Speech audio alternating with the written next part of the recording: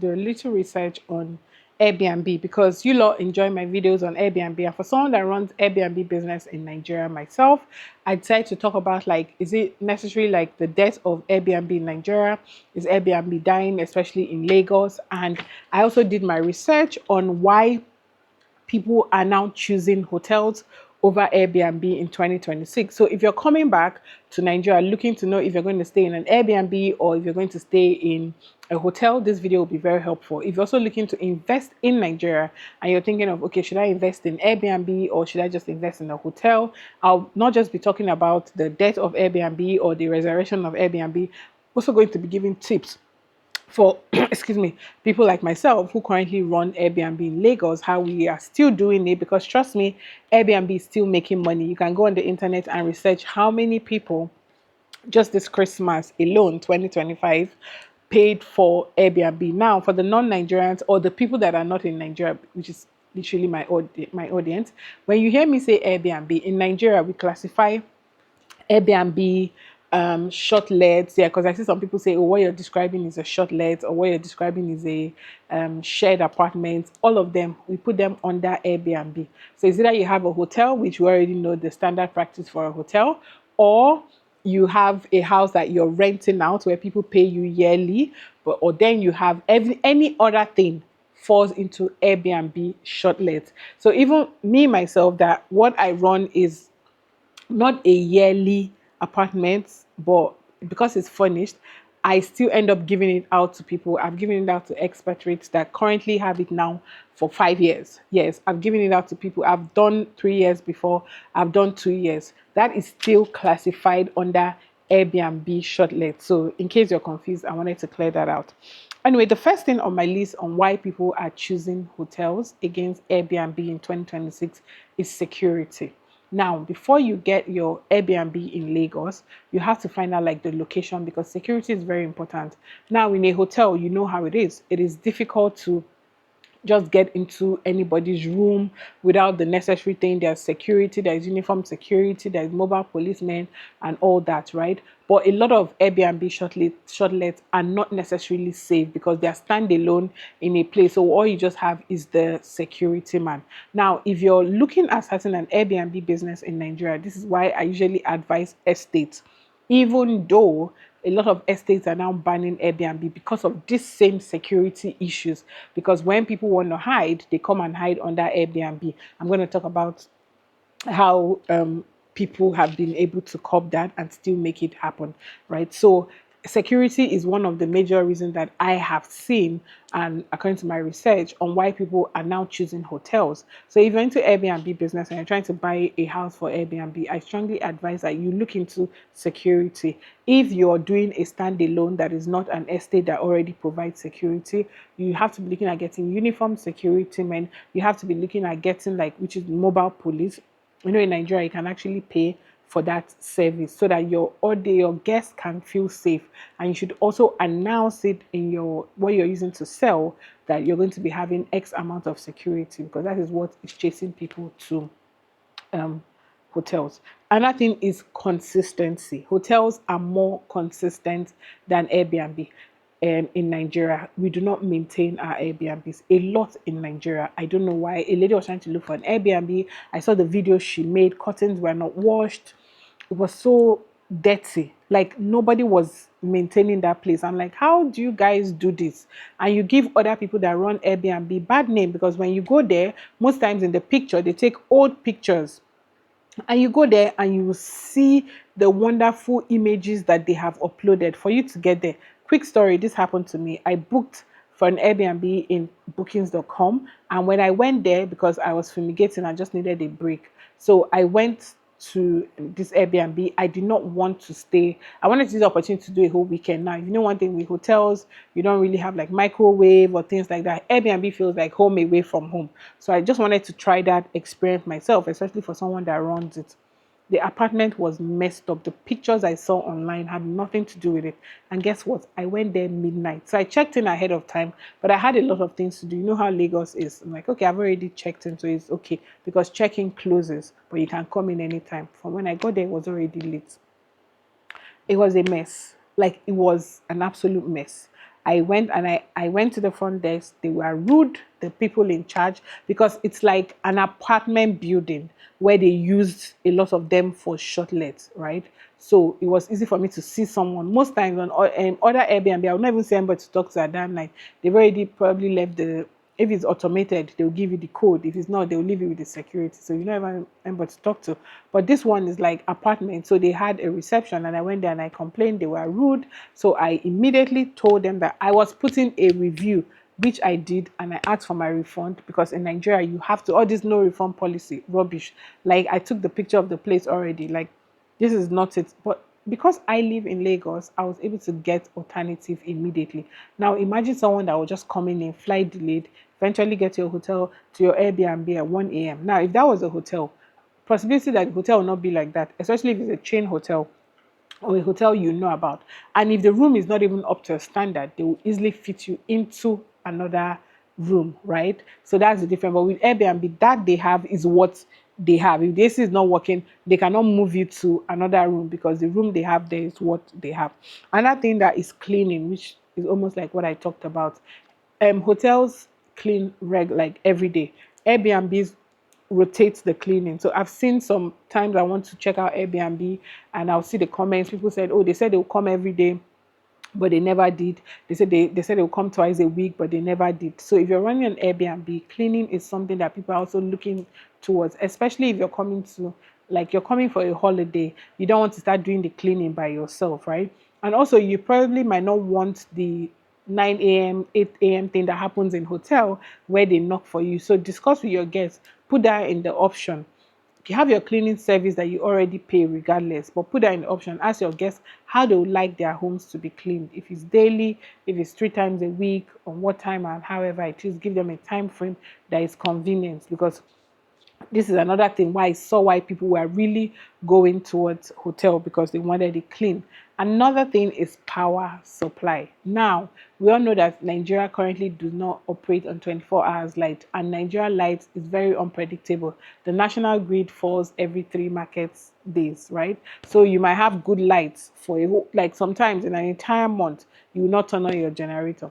Then the next month, it is back to back to back, and that might be when you have guests. So because of the on and off light situation is why people are also choosing hotels, because regardless, hotels have 24 hours light. Like they must run their generator even if they have only one guest. But most times the Airbnb, the people that the host family will promise them 24 hours light, and they'll come and they will not be getting it. Now be honest with what you are providing, because I've seen some Airbnbs that say that they're providing 24 hours light, but they say this time to this time light or generator, this time to this time inverter. What that means is that if they're not bringing light from 1 to 3, they are going to run on inverter. Inverter cannot use washing machine. The inverter will not be able to carry a microwave. Just certain things the inverter will not carry. Be very honest to your with your client. I saw a lady that came to Nigeria for 30 December, and she was like, oh my God, she turned on the electric cooker. And when she turns it on, the light goes off. When she turns it back on, the lights will now come. She was like that the electric kettle is controlling the lights only in Nigeria. But basically what happened there is that the inverter cannot carry that electric kettle. So every time she powers it on, it takes down, it switches off the light. Now, obviously, the owner of that apartment did not explain to her, because if the owner of the apartment explained to her, she would have known, what she was doing, and she would not have made that whole video. So this is why people are choosing hotels. So if you're running an Airbnb, I really recommend that if you're running Airbnb in Nigeria, that you really, really, really invest in solar, even if you stay in an estate that promises you 24 hours light, because sometimes things happen. Estate generator will break down. Your guest will be there for 3 days. For that 3 days, transformer blew or something like that. The guests will not understand that it is an estate problem. So it is very important. Now, another thing is water supply, especially in places like the island where we have heard that the water can be very brown and stuff like that.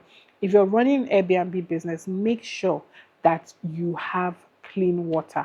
Make sure that you have treatment. Invest in treatment. You must invest in that treatment, right? for your apartment. Your guests cannot be coming. And that is why a lot of them, so things are getting like old and rusty because they're using the dirty water. So the taps and all start having like the brown stuff. So make sure that aside from the estate, that you yourself, you're giving your guests clean water. Another thing why they are choosing it is, I'll say, peace of mind. There's a peace of mind that comes with hotel, right? Customer service is 247. With Airbnb, they have to call, some host families are not available. So I'll give a solution to that. Now, another thing that you have to think about in Airbnb is that you are selling hospitality, not rent. But I noticed that a lot of people just find a house, good property investments. They don't think about hospitality.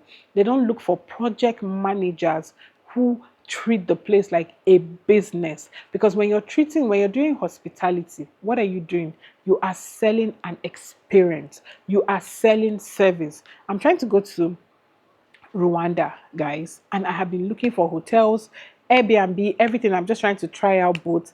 And every single comment that I was seeing on the feedback is experience. People talked about how they were welcomed nicely. Even in Airbnb, they're like, oh, the host was always available, the Wi-Fi was working, which is another thing. If you're running Airbnb, make sure that you have alternative Wi-Fi for your people, because this is again why people like hotel.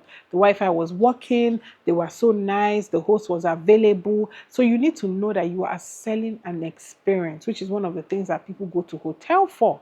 The hotel is selling that service to them, the people welcoming them, from the security to the people helping them with their bag. Don't just think that because it's Airbnb, anything goes. You just give them your login detail, nothing thoughtful, not even a gift, package gift. By the way, let me even sell my business, guys. So I have a business called Kosher Spaces.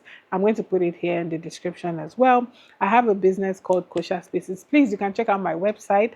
You can also check it out on Instagram. I curate gifts. So if you run a business or you just want to give someone in Nigeria, you can reach out to me and we'll curate gift for you based on your budget, right? I sell really nice things like diffusers, home decors, a lot of nice things that you see in my house. If I was sitting at the other side, I would have shown you. Every now and then, every here and there, I bought it like from myself. So these are things like you can package those things and people will have like a welcome package coming in with like chocolates and diffuser, things like that. It will really help them have that, remember that, because people remember how you make them feel, not really what you told them, not really what you charged them or whatever, that was light, water, anything, but how did they feel, right? Yeah. So another thing is, right now I'm going to go into how you can actually make it work if you're looking to go this, though I've been talking about it here and there as I was doing it, which is one, location.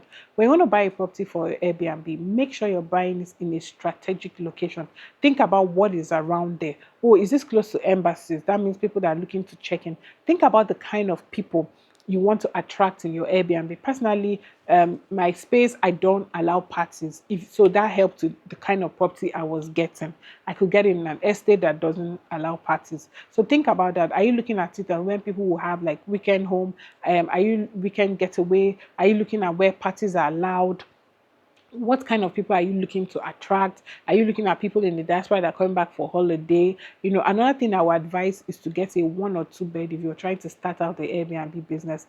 Don't go big yet. Try it out with that. And the advantage of 1 or 2 bed is that if the bed is like, if renting both, for example, you're renting it for like 150 for 2 rooms. If the person wants 1 room, you just lock one door and one door is still there. Unlike having a full 4 bedroom apartment, someone wants 1 bed, you're locking 4 doors, you're losing money. But if you're just locking one door, you're not. And most people that come in, it's usually like 1 or 2 bed. It's a quick sell.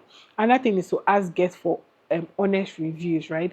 I hear a lot of people saying that they bully them for guests, that when you say something bad, you bully people. Instead of responding, I've actually used the service, right?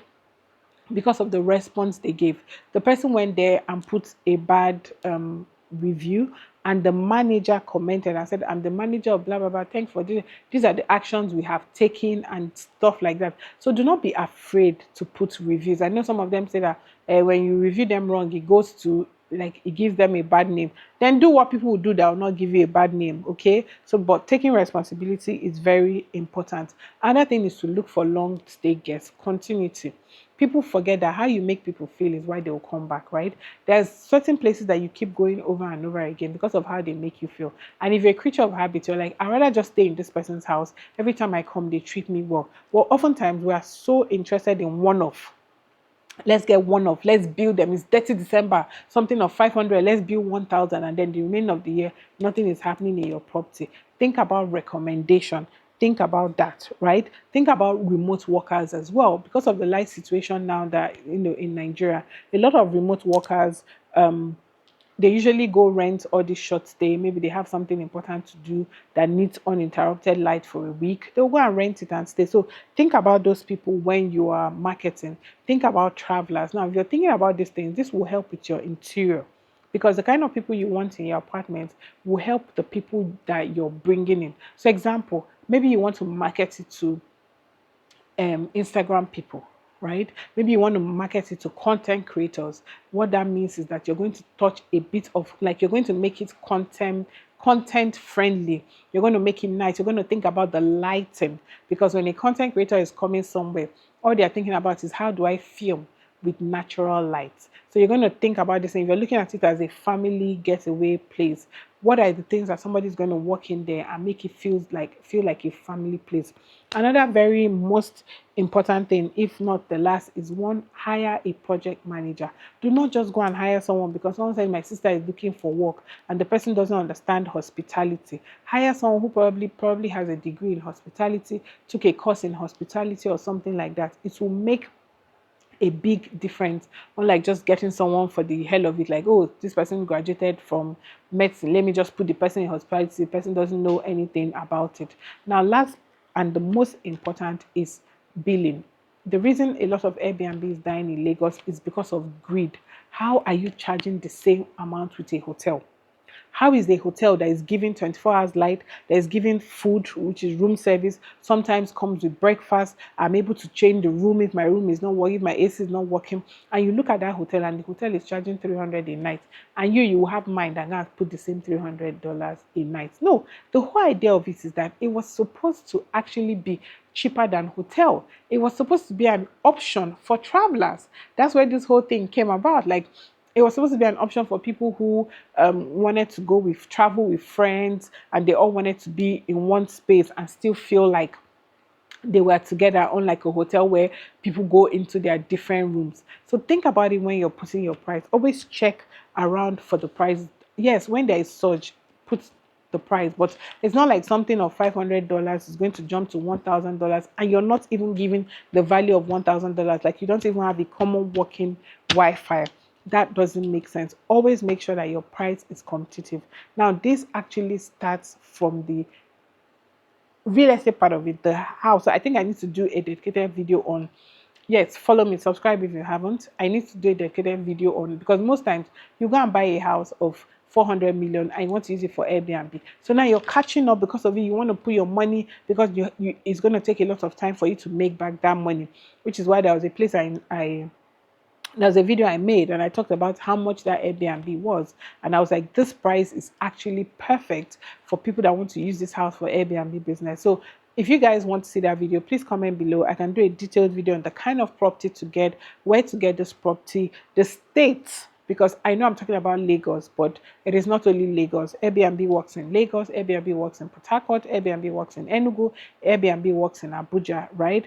Airbnb works in Uyo. So I can do that research and break it down for you guys on the states that you can actually invest in Airbnb, how much is okay to invest in an Airbnb business. So if you're interested in this, drop me a comment.